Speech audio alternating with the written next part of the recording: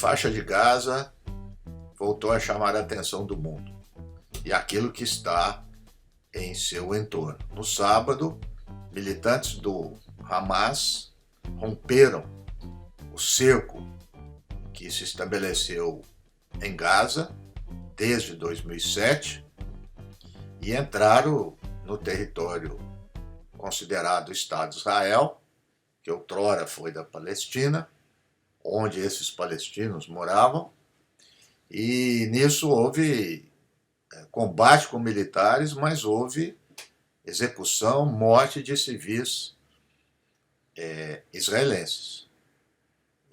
Para além da discussão política, dos objetivos geopolíticos, qualquer pessoa que tem um mínimo de envolvimento de defesa de direitos humanos deve repudiar veementemente esses atos. No entanto, esses atos também não podem obscurecer a história do povo palestino. Esses atentados não podem esconder um processo de opressão, expropriação e humilhação do povo palestino que vive na faixa de Gaza.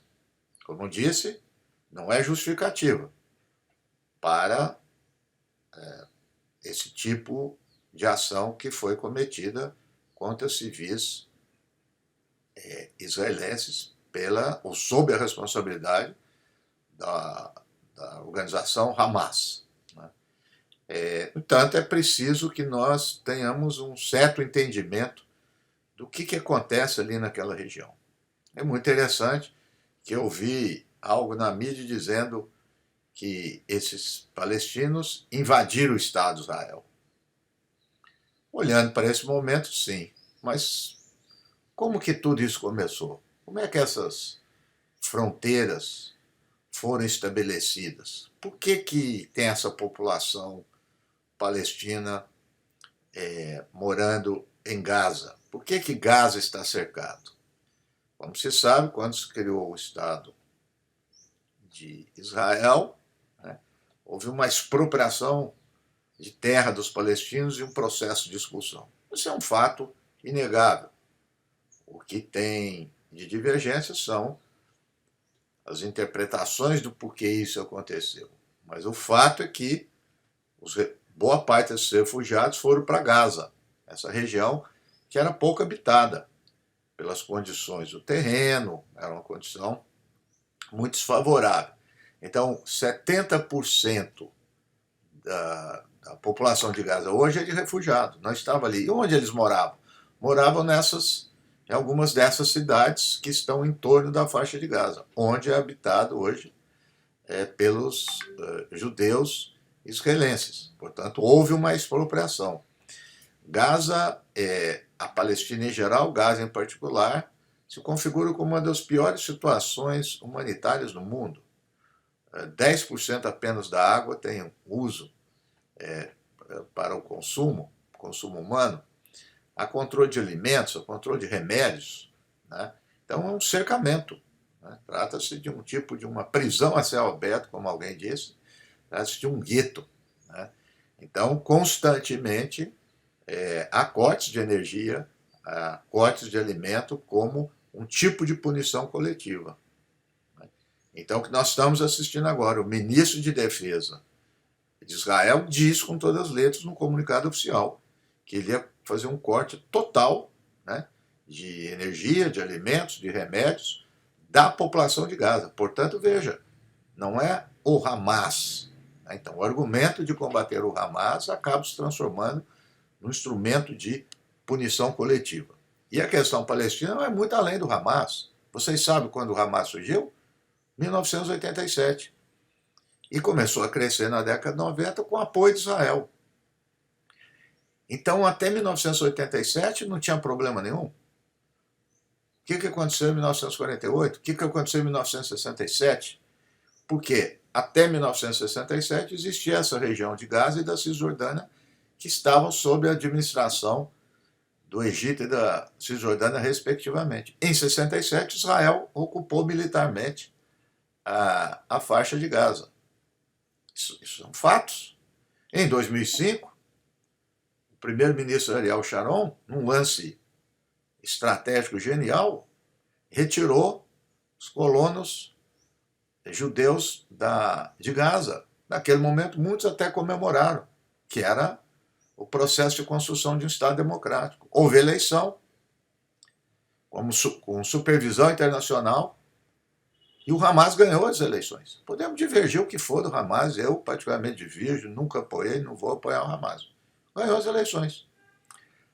A partir desse momento, começou-se a cercar Gaza como punição, punindo toda a população palestina. Então, desde 2007 há esse cercamento e volta e meia esse bombardeamento. É muito interessante, porque quando se estabelece cessam as hostilidades, ninguém mais presta atenção, todo mundo volta para outra pauta internacional e, de repente, Gaza aparece de novo. Mas esse cotidiano de Gaza é um cotidiano violento, é um cotidiano opressivo, que gera humilhação, desespero dessas pessoas. Mas essas pessoas, esses palestinos que moram em Gaza, são teimosos, eles resistem. A ONU publicou um relatório em 2010, em 2012, dizendo que em 2020 a região seria completamente inabitável. Os palestinos continuam lá, com bombardeios. Gaza é o único lugar onde não tem possibilidade de ter refugiado, não tem para onde fugir. Muito bem, mas para não ficar apenas na constatação e na denúncia, a gente precisa falar algo sobre, ainda que seja improvável, mas de solução para isso. Ouço muito dizendo que é o diálogo. Claro que é o diálogo, mas o diálogo tem que ter medida concreta. Qual é a medida concreta? Construção do Estado palestino. Em 1948 criou-se Israel, mas não criou a Palestina.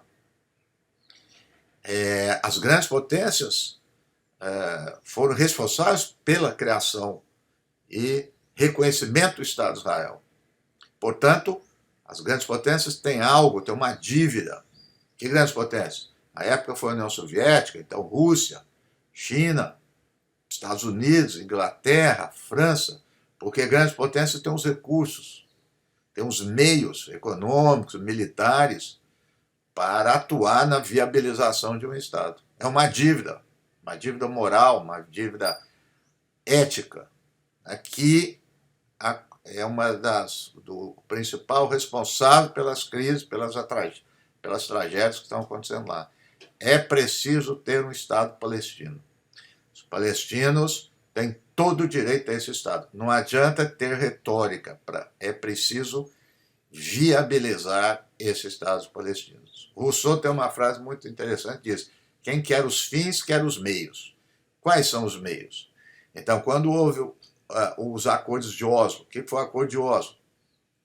Os palestinos reconheceram a existência do Estado de Israel, o Estado de Israel reconheceu que os palestinos deveriam ter direito. Assinaram um acordo e não aconteceu nada. Por quê? Porque há uma simetria muito grande entre Israel e os palestinos. Israel tem os maiores exércitos do mundo, poder econômico, os palestinos não têm. Então precisava de grandes potências para supervisionar e implementar esses acordos. É isso que resta. Se não houver uma ação das grandes potências, daqui uns dias, daqui semanas, daqui meses, nós vamos voltar frequentemente a falar de Gaza, do povo palestino, de tragédias que possam acontecer com o povo israelense, a ambos. Então, é um ciclo de violência que só terá término com a nação palestina.